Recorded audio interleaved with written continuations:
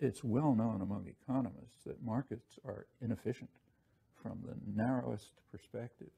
So to make it simple, suppose you and I, suppose you sell me a car, okay? We may make a good deal for ourselves. We're not taking into account the effect on him. That's what's called an externality. And there's an effect. If you sell me a car, it increases gas prices, increases pollution, increases congestion, and that extends very broadly. These so-called externalities can be very large. Now, in financial institutions, it's far worse. They're in the business of taking risks. Suppose a bank lends money. It cares about one thing, its own profits.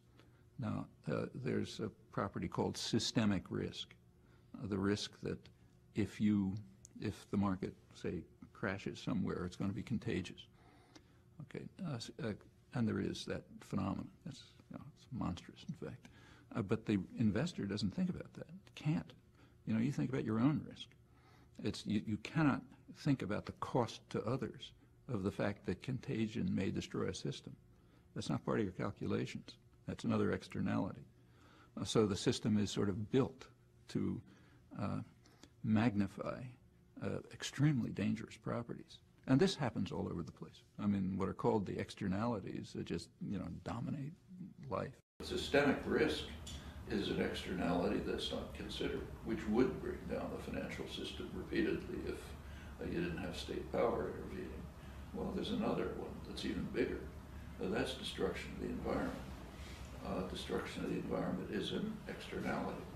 In market interactions, you don't pay attention to it. So if you're, say, take tar sands, if you're a major energy corporation and you can make profit out of exploiting tar sands, you simply do not take into account the fact that your grandchildren may not have a possibility of survival. That's an externality. And in the moral calculus of capitalism, greater profits in the next quarter outweigh the fate of your grandchildren. And of course, it's not just your grandchildren, but everyone's. Markets are supposed to be magnificent because they increase your choices. Actually, they restrict your choices. You think about it for a minute. Suppose I want to get home from work at night. Okay, the market offers me a choice.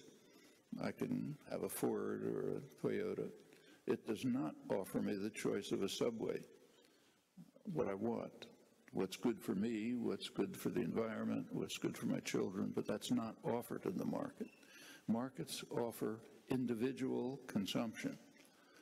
And the enormous stress on the importance of markets is part of the way to drive people towards looking for yourself, amassing as many commodities as you can, forget everything else.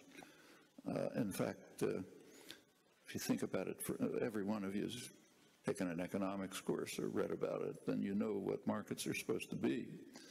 Markets are supposed to be systems in which informed consumers make rational choices, right?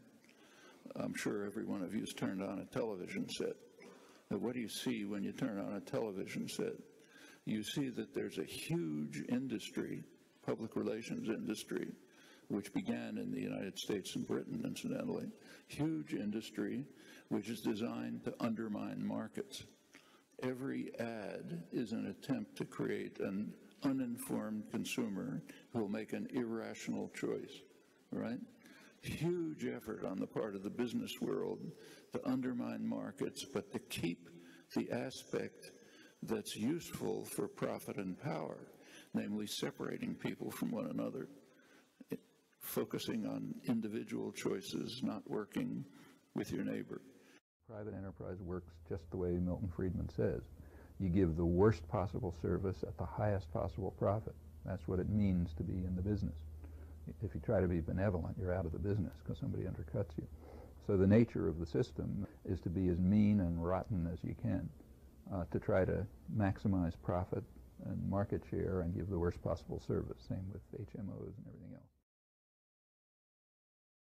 I mean, what are human beings? I mean, in your family, for example, It's not the case that in the family every person tries to maximize personal gain at the expense of others, or if they do, it's kind of pathological.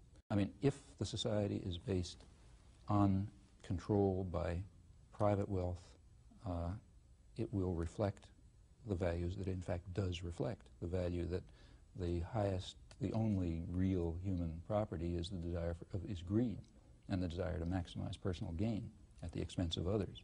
Now, any society, maybe a small society based on that principle is ugly, but it can survive. A global society based on that principle is headed for massive destruction.